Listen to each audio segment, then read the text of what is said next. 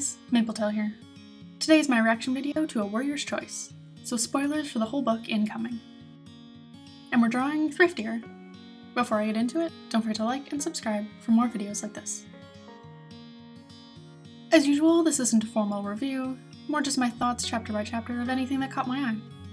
I just skimmed over the first couple chapters, as I've already read them on the Warriors website. So let's jump right into chapter 4 of the first novella, Daisy's Kin. The one I've been most looking forward to. We start off right after Coriander's death, and the birth of her and Smokey's kids, which is tragic, but not really all that surprising. I think I agree most with Smokey about keeping his promise to raise the kits and not giving them to the two legs. There has to be a queen somewhere who can nurse them. The chapter ending with most of the cats returning from hunting to find Alderheart and the two kits have disappeared was pretty surprising. Luckily, they found them pretty quick. The idea to find the nursing kitty pet, Coco, that Smokey knows, seems like a smart idea. And since they have so many cats here, I would have split them up and maybe asked Riverclan or another nearby clan for help too. Kinda seems like they're putting all their eggs in one basket here. After failing to find Coco, Smokey didn't even want to try to ask the clans for help, which seems a little ridiculous to me. I get the two-leg thing, but come on. At least he agreed eventually. I thought the Wing Clan patrol they ran into was going to be pretty annoying, as they usually are. But it was actually a pretty sweet scene, with everyone worrying over the kits. They also ran into the sisters, which I knew would happen at some point as I read A Place of No Stars before this, and luckily they were able to help as Sunshine is currently nursing. I thought it was sweet that Smokey decided to name the kits after Coriander and Daisy. And when Smokey takes the kits back to Horseplace, I totally understand Daisy's indecision about returning to ThunderClan. It feels a lot like Grayshire's vow. Maybe some time away with Smokey and the kits will do her some good. I like that Daisy felt pulled back to ThunderClan because of Spotfur and her new litter. And one line I thought was really funny was from Smokey. I realize we don't actually love each other. Unless. It just cracked me up. Like, okay, buddy.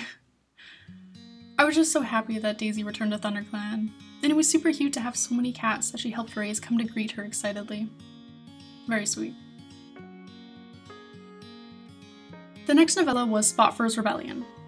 Reading the allegiances for this book confused me at first, and then made me really interested. This is going back a fair bit. I mean, Spotfur is still a kid here.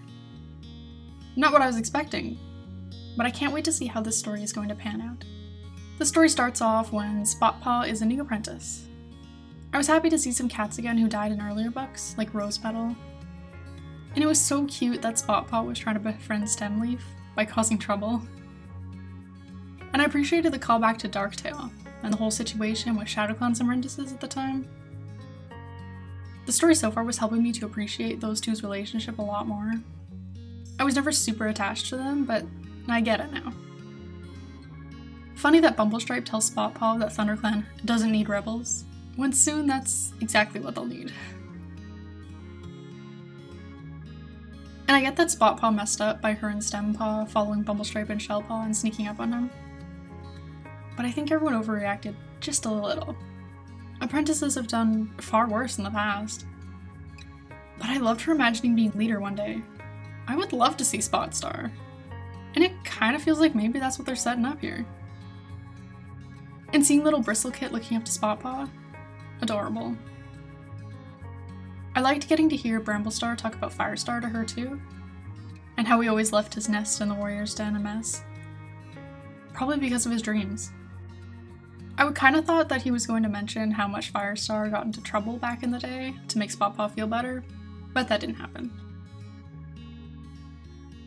When the camp starts flooding and Flipkit ends up getting stuck and left behind, it was such a cute moment when Spotpaw runs into him and helps him to safety. Then we get a bit of a time skip to when Spotfur is now a warrior, and Thriftball gets into trouble by going through the herbs to try to help obey Kit's illness.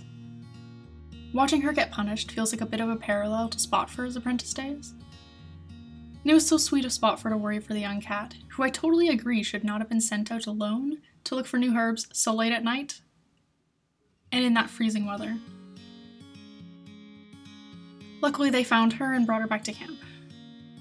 Good on Jayfeather for chewing them out.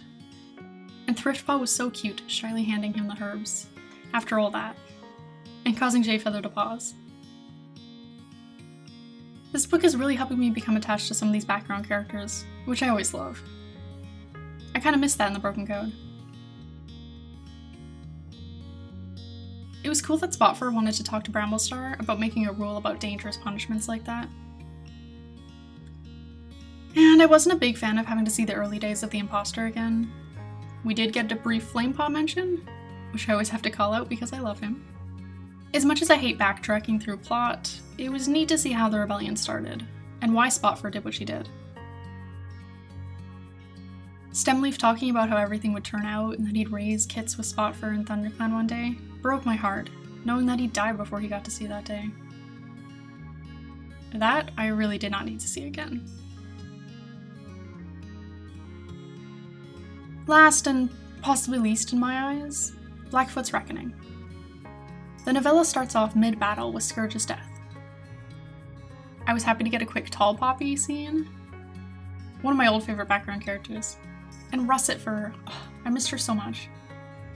It was nice to see a trip to the Moonstone with Blackfoot, and I'm looking forward to seeing how his 9 Lives ceremony goes, as we haven't had one in quite a while.